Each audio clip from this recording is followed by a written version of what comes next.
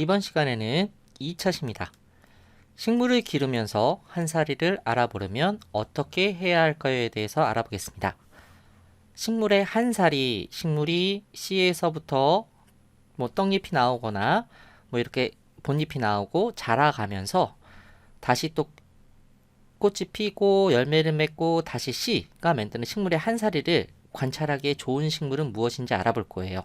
먼저 식물의 한사리에 대해서 알아볼 건데요. 식물의 한사리는 씨가 싹 터서 자라며 그 다음에 꽃이 피고 그 다음에 열매를 맺어 다시 씨가 만들어지는 과정을 말합니다.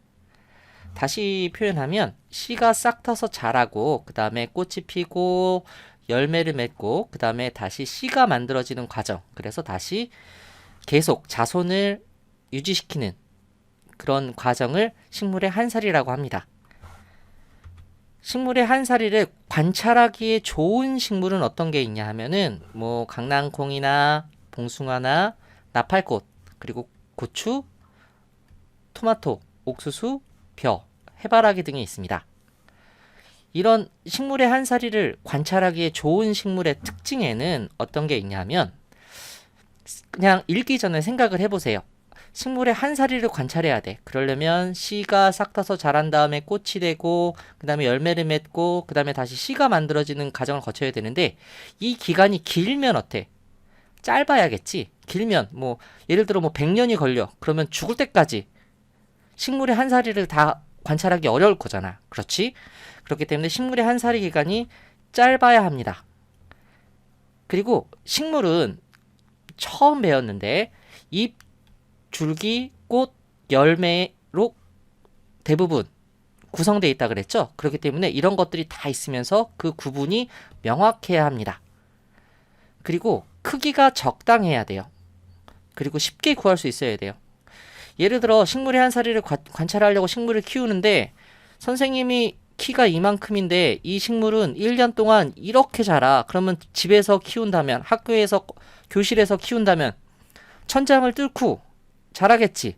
그렇죠. 이런 거는 식물의 한사리를 관찰하기 알맞지 않은 식물인 거예요. 그래서 크기가 적당하고 그리고 쉽게 구할 수 있어야 돼. 이 씨앗을 구하려면은 저기 아프리카까지 가야 돼. 그런 거는 안 되잖아. 그냥 근처에서 구할 수 있는, 쉽게 구할 수 있는 그런 식물이 좋고요. 그리고 식물을 기를 때 관리하기가 편리해야 돼요.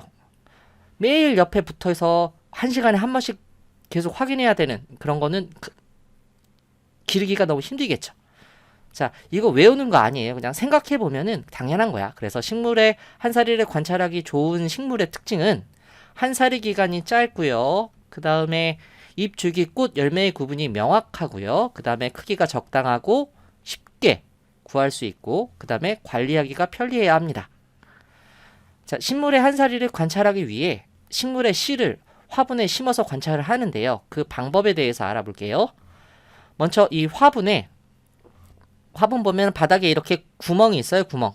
이게 물 빠짐 구멍이라고 하는데, 이 물 빠진 구멍을 이렇게 작은 돌이나 또는 망으로 이렇게 막습니다. 왜 막냐 하면 다음에 나오는 이렇게 거름흙을 넣으면 얘네들이 이렇게 빠져나가거든. 이 빠져나가는 걸 막기 위해서 이 작은 돌로 또는 망이나 작은 돌로 이렇게 막습니다. 그러면 그 다음엔 거름흙을 이렇게 넣어주고요. 얼만큼 넣어주냐 하면 전체 중에 4분의 3 정도로 넣습니다. 그 다음에 씨가 요만하면 여기에 2배나 3배 정도 되는 깊이에 2에서 3배 정도 되는 깊이로 씨를 심고요.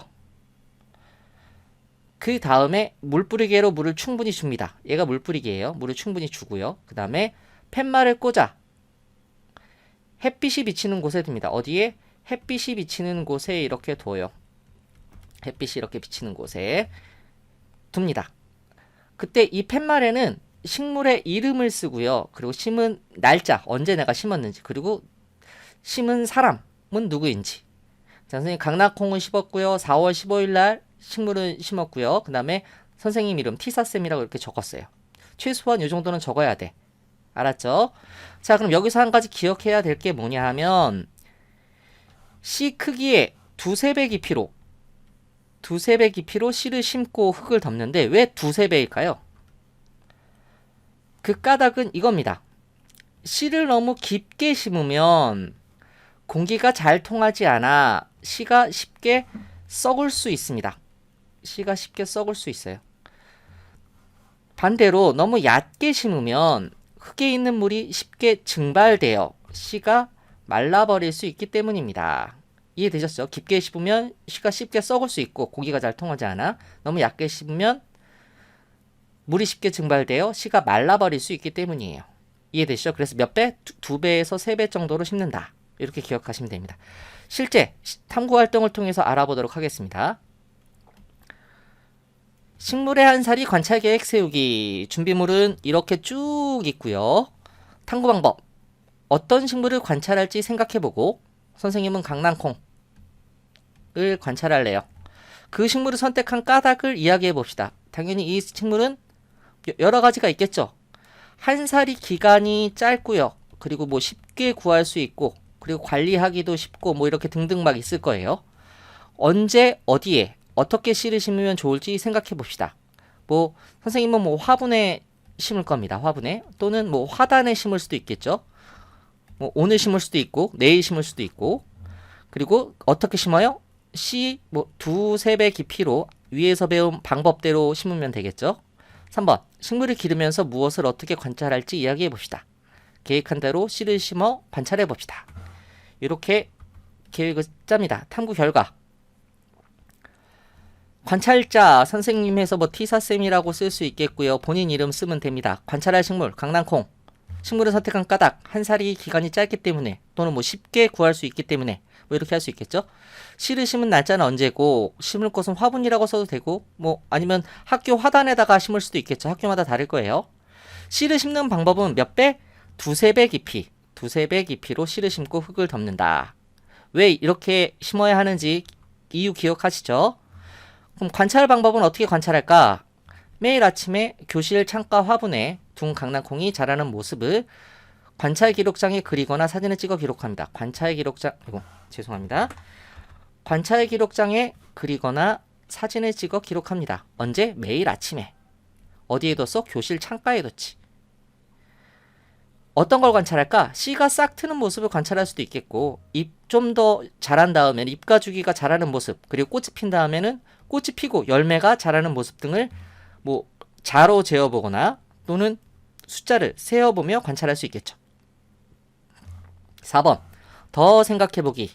화분에 꽂을 팻말에는 어떤 내용을 써야 할까요? 앞에 잠깐 설명드렸는데 식물 이름을 써야겠죠. 아, 이 식물은 강낭콩입니다. 씨를 심은 날짜. 아, 이거는 4월 15일 날 심었어요. 아, 이거는 내가 티사쌤이 심었습니다. 이렇게 쓸 수 있게요. 이거는 꼭 써야 돼. 나머지는 뭐 써도 되고 안 써도 됩니다. 뭐 나는 이거를 뭐 강낭콩 아니고 콩꽃 이렇게 이름을 줬어. 뭐 이렇게 쓸 수도 있겠고 다짐의 말. 매일 아침에 꼭 확인해 보자. 내 동생처럼 잘 키워보자. 뭐 이런 식으로 다짐의 말 등도 쓸 수 있겠죠. 자, 이렇게 해서 2차 시 강의를 모두 마치도록 하겠습니다. 수고하셨습니다.